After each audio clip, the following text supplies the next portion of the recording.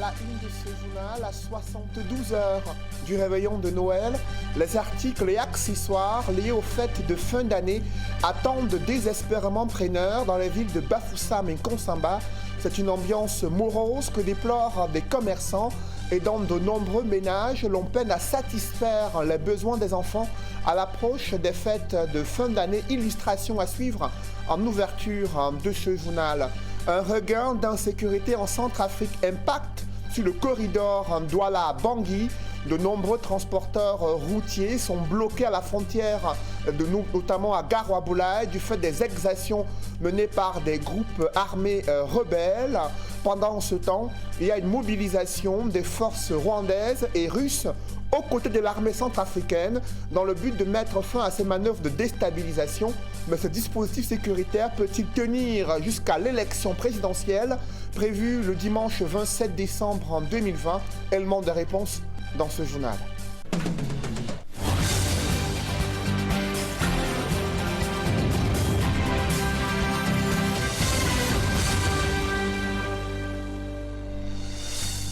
Merci de suivre cette édition complète de l'information sur Equinox Télévision. Nous sommes à quelques jours du réveillon de Noël et des commerçants sont désespérés, anxieux. Ils peinent à voir des clients franchir la porte de leur commerce afin d'être intéressés par les accessoires et autres articles liés aux fêtes de fin d'année. Ambiance morose qui inquiète les commerçants dans de nombreuses familles. L'on déplore l'insuffisance des moyens financiers pour satisfaire à la fois les besoins des enfants en termes d'habillement et également en termes de nutrition pour les fêtes de fin d'année. Évocation avec le clerc Sakem. Noël est aux portes, mais l'année 2020 semble toute particulière au sein des populations de la région de l'Ouest Cameroun. Pas suffisamment nantis pour accueillir la naissance de l'enfant Jésus. On ne sait même pas si la fête... Moi, j'ai même l'impression qu'avec le temps, on ne doit même plus parler de décembre parce qu'on ne vend pas, on vient seulement sécher les marchandises au soleil. La poussière vient gâter même, on ne sait même pas à qui on va encore vendre après, parce qu'on met de ça, ça vieillit. Le tempérament, il se fait ressentir dans les marchés, vendeurs et consommateurs sont aux abois. On attend encore les clients, mais ça tarde un peu. Bon, par rapport à l'année passée, ce moment-là, il y avait un peu... Ça passait, mais le moment-ci, là, on attend, on ne sait pas si ça va aller ou pas, mais on attend, on patiente. Ça, c'est un faux d'exemple, moi, je dois dire vrai. Oui, parce que à tous les commerçants, oui, moi je dois conseiller tous les commerçants que, gars, n'investissez pas. Oui, n'investissez pas. Parce que le tout c'est le danger. Regardez comment notre marché, c'est vide. On ne ressent pas qu'il y a une fête. Oui, ça veut dire qu'après même 3 fêtes, ça va même disparaître. On dirait même que c'est le dernier décembre ici. Sur la clientèle, les moyens financiers ne sont pas au rendez-vous, dit-on. Pourtant, il faut survenir aux besoins de l'heure. J'étais de passage, j'ai pensé à mon petit-neveu avec qui je suis à la maison. Ça m'a intéressé. Raison pour laquelle je m'arrête pour regarder s'il y a quelque chose pour lui. Puisque c'est la fête de Noël, il faut offrir les cadeaux aux enfants. C'est pas facile, mais il faut quand même, c'est un enfant. Un enfant ne peut pas comprendre que vraiment quand vous n'avez pas l'argent, c'est pour dire que vous n'en avez pas. Mais l'enfant, c'est qu'il faut le satisfaire, quoi qu'il en soit. D'aucuns évoquent le manque d'emploi et la fourchette salariale qui n'aide pas le citoyen moyen d'être à l'abri du besoin. Ça ne va vraiment pas.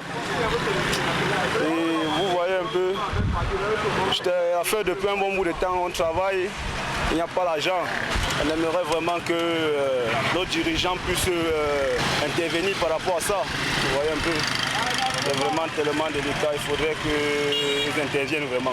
On travaille comme il se doit, mais on ne trouve vraiment pas le salaire comme il le faut. Et on se bat juste, on se contente juste du peu qu'on a. Vraiment, c'est insuffisant quoi. S'il est une chose dont on est sûr, c'est que Noël aura lieu. Qu'est-ce qu'il faut garder pour les enfants? D'où le choix des jouets à mettre à la disposition de ceux-ci. Je souhaitais acheter un cellulaire ou bien une guitare qui parle d'un message qui est intuitif pour l'enfant, puisque son âge est un peu avancé, il ne doit pas parler des choses au hasard. Il faut quelque chose qui va l'instruire, qui va lui faire tirer une leçon. Cette ambiance morose est également observée en Konsamba dans le département du Mungo, malgré la présence de nombreux articles liés à la fête de Noël et les fêtes de fin d'année. Très peu de Camerounais sont intéressés faute de moyens financiers et même la ville de Konsamba est loin d'être parée aux couleurs des fêtes de Noël. C'est le constat que font Cyril Ndjemba et Isabelle Carole Zoupet et Nadine Nyambo dans ce reportage. Konsamba aux couleurs des fêtes de fin d'année. Des guirlandes, jeux de lumière et autres accessoires sont installés dans certains grands carrefours du chef-lieu du département du Mungo. Cette initiative de la mairie de Konsamba 2e, première du genre, illumine les cœurs des populations. Que je vois les guirlandes un peu de gauche à droite, aller à 2 kilos au niveau de l'hôpital, ça m'a tellement intéressé, vraiment, je suis trop fier de ça.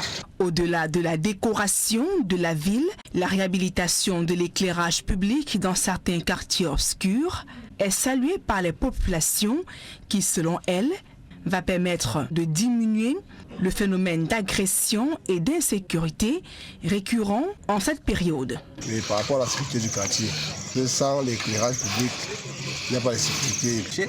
Mais il faut l'éclairage pour, n'est-ce pas, argumenter et faire que les jeunes, même quand ils sont là, soient capables de voir à distance. Maintenant, les agressions aussi auront peur d'arriver. Dans les espaces marchands, les magasins s'animent, les comptoirs sont bien achalandés, des commerçants proposent divers articles, mais les clients se font rares. Il y a les barrettes lumineuses, il y a les chapeaux papanoués de toutes sortes de variétés. Il y a les ordinateurs pour apprendre les enfants à partir de 3 ans. Il y a aussi les petits voitures à robots. À la veille de Noël, l'ambiance est plutôt morose ici à Konsamba. Plusieurs parents n'ont pas le cœur à la fête. Ils évoquent le manque de moyens financiers liés à la pandémie de coronavirus. Du coup, plusieurs d'entre eux peinent à satisfaire leur progéniture. Contrairement à la ville de Konsamba où certains arrondissements ont été illuminés aux couleurs des fêtes de fin d'année, dans le Coupé Manengouba, dans le sud-ouest, c'est plutôt le renforcement du dispositif sécuritaire à l'entrée du département afin de passer tous les usagers au peigne fin pour éviter une escalade de violences meurtrières durant la fête de Noël et le réveillon de fin d'année. Des précisions avec Jacques Molon et Isabelle Carole Zoupet. Usagers identifiés et fouilles systématiques de bagages et véhicules par les forces de maintien de l'ordre. Nous sommes dans le Coupé Manengouba, dans la région du sud-ouest. En cette veille de fête de fin d'année, le dispositif sécuritaire a été renforcé dans cette zone en crise pour permettre aux habitants de vaquer paisiblement à leurs occupations. Que ce soit à Tombel, Nguti ou Mbangem, les autorités sont sur le terrain pour assurer la sécurité des personnes et des biens. Nous avons renforcé les patrouilles motorisées et pédestres. Nous avons renforcé les contrôles à nos checkpoints habituels, permettant à nos populations, à toutes les populations du département du Coupé Manengouba, de passer les fêtes de fin d'année dans des conditions optimale de sécurité. Cette situation sécuritaire sous contrôle réconforte les populations qui avouent ne plus vivre la peur au ventre, mais continuent tout de même de subir l'impact de la crise anglophone, notamment sur le plan économique. Le manque de moyens financiers est un véritable casse-tête pour les parents qui peinent à s'occuper de leur famille et à leur apporter le minimum pour ces fêtes de fin d'année. Avant, il n'y avait pas la paix. On était dans la peur. Parce qu'à tout moment, il y avait des coups de fusil. On ne voyait même pas les gens au marché. Mais maintenant, il y a plein de monde au marché. Nous sommes quand même fiers parce qu'il y a la paix. Même si les enfants ne portent pas les habits, comme on va bien fêter, il n'y a pas de problème. Même si la situation sécuritaire semble être maîtrisée dans ce département, pour les populations du Coupé Manengouba, le retour à la paix dans les deux régions anglophones en crise reste vivement attendu. Dans le reste de l'actualité, un pont long de 400 mètres relie désormais les arrondissements de Batienga et Ntui. C'est une infrastructure qui doit réduire les difficultés de mobilité dans ces localités où les travaux de la route Batienga-Ntui sont achevés. Le constat est fait par nos reporters Emmanuel Diop et Marcelin Gansop. Une vingtaine de kilomètres seulement, c'est pas Batienga d'Ntui. Pourtant, il fallait trimer pour aller d'un bout à l'autre des deux arrondissements. Non seulement le mauvais état de la route était une préoccupation, mais il fallait en plus supporter la traversée du fleuve Sanaga et les infidélités du bac. Avec le bac, c'était pas évident. Il y avait des journées, vous arrivez là, vous trouvez que le bac est de l'autre côté, vous attendez là pendant 1 heure ou 2 heures de temps. Moi particulièrement, je n'avais jamais emprunté une pirogue. Un jour, je suis arrivé là, je suis passé, nous étions de l'autre côté. Au retour, on nous dit que le bac est en panne. On était obligé de garer et emprunter la pirogue. Je vous assure, j'ai fait des prières avant de monter. Tout ceci n'est plus qu'un lointain souvenir, puisque le gouvernement a fait d'une pierre 2 coups, en construisant non seulement le pont qui relie les arrondissements de Batienga et de Ntui, mais également la route longue de 21 km qui constitue le lot 1 de la nationale numéro 15, Batienga-Ntui Yoko Lena Tibati. Voici le point de contact entre les départements de la Lekie et du Bas-Mekim. C'est un pont de 400 mètres qui permet désormais de relier 2 villes, Batienga et Ntui, mettant un terme aux tracasseries d'il y a encore quelques mois. On a encore en souvenir les tristes épisodes vécus au bord de l'eau, le bac qui très souvent tombait en panne. Ce n'était pas du tout évident pour les usagers. Depuis que la route passe, les populations sont soulagées. Les mouvements se font d'une rive à l'autre sans problème. Et à tout moment, de jour comme de nuit, on peut aller à Ntui. Ceux de Ntui peuvent venir à Batienga sans problème, sans difficulté. Et ça également pour effet de booster l'activité économique. Ce qu'il faudra penser à faire à l'avenir, au niveau de Batienga surtout, c'est de multiplier les infrastructures hôtelières. La traversée du pont à pied a permis au ministre des Travaux publics et sa suite de toucher du doigt la qualité des travaux qui ont été réalisés par le groupement Razelbec, Razel Cameroun. Je suis très satisfait de la qualité du travail réalisé, de la mobilisation des populations bénéficiaires. Je suis très satisfait de l'expertise, du professionnalisme de l'entreprise des travaux ainsi que des missions de contrôle. Je suis très satisfait de ce que le chef de l'État ait cru devoir doter notre pays de ces belles infrastructures. Outre la route et le pont, le projet a également fait la part belle aux aménagements connexes. Ainsi, un centre multifonctionnel des jeunes et un coin marchand ont été construits à Batienga. Le lycée local, qui avait subi les affres d'un violent orage, a été entièrement réhabilité. Tout comme les voiries des villes de Batienga et de Ntui ont reçu une attention particulière. 4600 km de voirie à Batienga, 6150 mètres de voirie à Ntui, avec une traversée urbaine de 2 fois 2 voies sur un linéaire d'1 km de 150. Enfin, diverses constructions de base à caractère social, éducatif ou tout simplement économique, destinées à améliorer la qualité des vies et à impulser la production des populations des localités traversées par les travaux.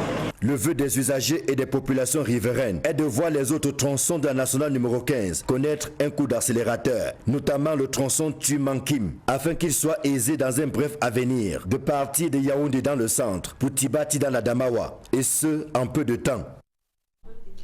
Sur cette route nationale numéro 15, le ministre des Travaux publics reconnaît qu'il y a un énorme retard dans la construction de l'axe Ntui-Mankim, long d'environ 102 km. Emmanuel Nganou-Djumesi explique les raisons de ce retard et annonce la reprise imminente des travaux. Je vous invite à l'écouter. Les travaux des lots 5 et 6, Lena CMB, Tibati, Gade seront achevés au premier trimestre 2021. Les travaux du lot 4, Yoko Lena, sont achevés. Ce lot sera inauguré dans les tout prochains jours. Les travaux du lot 3, Mankim Yoko, connaissent un taux d'exécution de 40%. Je voudrais solennellement faire observer à l'entreprise que c'est insuffisant. Pour le lot 2, qui a suscité les préoccupations, le processus de sélection de l'entreprise est en cours d'examen. Je rappelle que pour aller vite, ce lot 2 a été éclaté en deux et s'appelle désormais lot 2A et lot 2B. Les travaux de sélection de l'attributaire devraient s'achever très prochainement pour que, enfin, les travaux de construction reprennent entre Tuy-Djolé, lot 2A, et Djolé-Manking, lot 2B. Ils sont des centaines de milliers de Camerounais qui souffrent de la cataracte. La situation est encore plus grave dans le département du Mayoré et le BIR, le bataillon d'intervention rapide, a décidé de soulager les populations en lançant une opération d'intervention chirurgicale. Ils sont près d'une trentaine de Camerounais, des malades ayant bénéficié de cette initiative mise en place par le bataillon d'intervention rapide dans le département du Mayoré. Des précisions avec Olivier Tsefo et Julienne Berthe-Bissaye. Parmi les pathologies de la vue affectant la population camerounaise, la cataracte à elle seule représente 50% de causes de cécité chez les 180 000 malades enregistrés dans les fichiers du ministère de la Santé publique et l'Organisation mondiale de la santé. Au Cameroun, la cataracte n'épargne aucune partie du pays. Le septentrion en est tout aussi bien affecté à l'instar du département du Mayoré. Les populations de ces 4 arrondissements en souffrent énormément. Au courant de cette campagne Beer Against Blindness lancée par le bataillon d'intervention rapide, les malades venant de Toubouro, Tcholiré, Rebouba et Mandiring sont consultés, opérés de la cataracte et soignés d'autres infections de la vue. 350 malades ont été reçus hier et sur les 350, 33 ont bénéficié de chirurgie de la cataracte. Ce matin, ceux-là qui ont eu cette opportunité-là de bénéficier, ce privilège de bénéficier de cette chirurgie, sont capables de voir à nouveau. Étalée sur plusieurs jours, cette campagne de soins a permis à des dizaines de patients de recouvrer leur vue ou la voir améliorée, comme l'affirment des personnes guéries. Je sens la joie parce que maintenant, je vois bien clair même.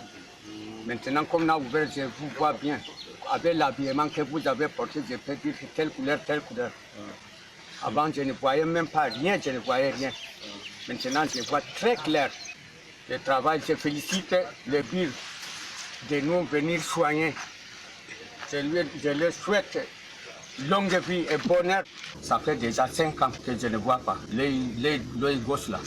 Quand on a eu la chance, l'État est venu nous aider gratuit. C'est là qu'on a la joie. Pour ce soulagement apporté aux populations de tout le Grand Lamida de Rebouba, le représentant du Lamido, Bouba Bakari Abdoulaye, salue à deux mains ce geste de cœur de cette unité d'élite de l'armée camerounaise. La population de Mayoré, en général, vous disent merci à l'initiative de BIR.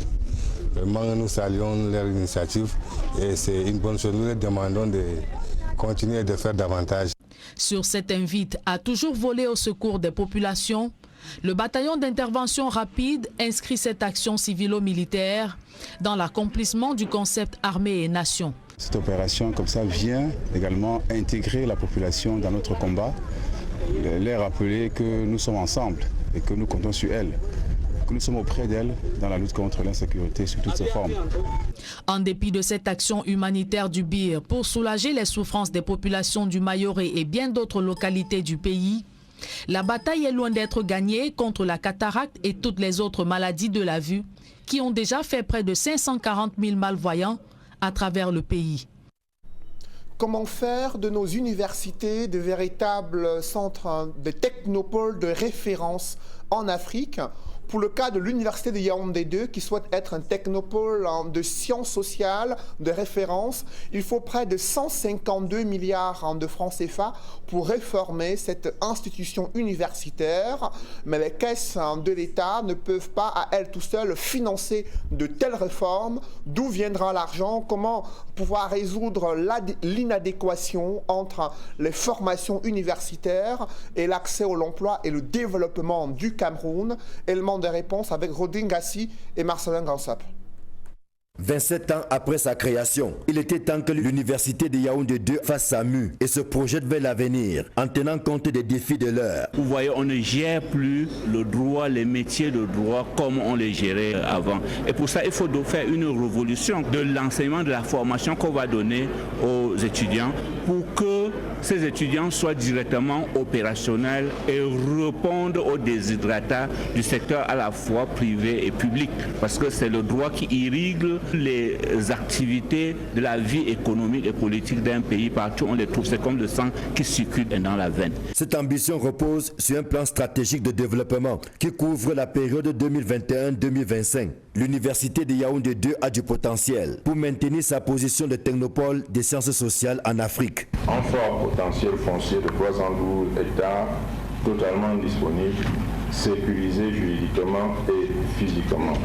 Un fort potentiel humain composé de 38 000 étudiants en moyenne depuis 10 ans, 583 enseignants-chercheurs et 430 personnels administratifs en activité et régulièrement présents.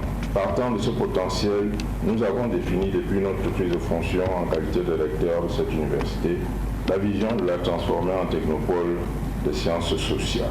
La technopole de sciences sociales se décline à travers les 3 missions de l'université, à savoir la mission d'enseignement, la mission de recherche et naturellement la mission d'appui au développement. La planification stratégique envisagée nécessite un effort financier de l'ordre de 154 milliards de francs CFA. Du lourd pour porter les axes de développement qui ont été retenus. C'est une université dont j'ai félicité le recteur pour cette vision futuriste et courageuse. Certes, on peut estimer que la soutenabilité financière est relativement élevée, mais il faut avoir de l'ambition. Et dès qu'on a de l'ambition, une ambition saine, pas une ambition démesurée, une ambition saine, on se donne les moyens de réaliser cette ambition dans un futur relativement proche. Et de toutes les façons, le ministère de l'Enseignement supérieur et le gouvernement de la République en général sont disposés à l'accompagner de manière efficiente et constante dans la réalisation de ce très beau rêve qu'est l'université de Yaoundé 2 du futur. 5 ans pour donner un visage nouveau et une dimension nouvelle à l'université de Yaoundé 2. Tel est le défi suprême que se fixe le plan stratégique de développement en attente de validation définitive, laquelle ouvrira la voie à son implémentation effective. Dans l'escale internationale, c'est un renforcement du contrôle à la frontière avec la République centrafricaine, notamment un renforcement du contrôle sécuritaire au niveau du Cameroun. Pour autant, ils sont nombreux des transporteurs routiers bloqués à la ville frontalière de Garaboulaye, redoutant les exactions des groupes armés rebelles en Centrafrique, là où des affrontements ont continué à être enregistrés à l'intérieur du pays. Le gouvernement centrafricain a annoncé l'arrivée des troupes russes et rwandaises en renfort aux côtés de l'armée centrafricaine pour repousser les rebelles. Bangui est certes sécurisé, mais ce dispositif va-t-il tenir jusqu'aux élections prévues le 27 décembre 2020? On fait le point avec Cédric Chouna et Eric Fopoussi. Les partenaires internationaux de la Centrafrique réunis dans le G5+, appellent François Bozizé et les groupes armés engagés dans l'offensive en cours dans le pays à déposer les armes. C'était dimanche 20 décembre 2020 dans un communiqué conjoint signé par la France, la Russie, les États-Unis, l'Union européenne, l'Union africaine, la CEAC, l'ONU et la Banque mondiale. C'est la première fois que François Bozizé est explicitement accusé par les partenaires de la Centrafrique d'être responsable de l'offensive en cours, ainsi que des groupes armés alliés dont les noms ne sont pas cités. Les signataires du communiqué évoquent des manœuvres destinées à engager le pays vers une nouvelle transition politique, un scénario qu'ils rejettent. Les élections doivent se tenir le 27 décembre, écrivent les signataires, alors que dimanche, la coalition de l'opposition à laquelle appartient François Bozizé a exigé leur report compte tenu de l'insécurité ainsi que l'ouverture de la concertation population.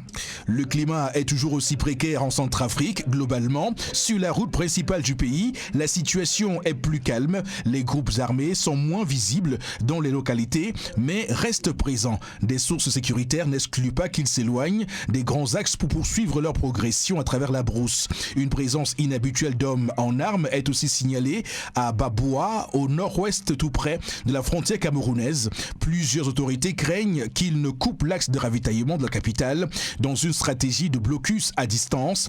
De part et d'autre, chacun consolide ses positions selon une source militaire. Côté gouvernement, des renforts sont encore arrivés de Russie dimanche. Plusieurs avions avec à bord des hommes et du matériel. Le Rwanda a aussi envoyé des troupes en cours de déploiement. Kigali dit agir en vertu d'un accord bilatéral avec la Centrafrique. Et en Côte d'Ivoire, le gouvernement annonce qu'il a renoué le fil du dialogue avec les partis politiques et la société civile, reprise qui a enregistré la présence des principaux partis de l'opposition. L'annonce est faite par le Premier ministre Ahmed Bakayoko, qui note que cette ouverture du dialogue politique porte entre autres sur la commission électorale indépendante en Côte d'Ivoire, a annoncé Ahmed Bakayoko sur son compte Facebook officiel. Mesdames, Messieurs, c'est la fin de ce journal. Merci de l'avoir suivi. Juste après cette édition de 20h, retrouvez Serge Alain Autou et ses invités pour le débrief du journal sur le plateau d'Equinox Soir. Serge Alain.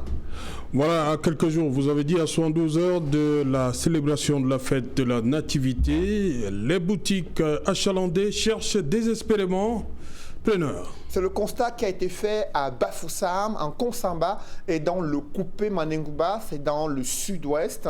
De nombreuses familles peinent à avoir des moyens conséquents pour offrir à leurs enfants des jouets, pour aménager l'espace familial aux couleurs de Noël. La crise sanitaire a impacté sur les revenus de nombreuses familles. De nombreux parents ont perdu leur emploi, d'autres ont vu leurs revenus s'amenuiser au fil de ces derniers mois et sans véritable soutien de la part des autorités et des pouvoirs publics, ils ont du mal à pouvoir offrir à leurs enfants une fin d'année en couleur.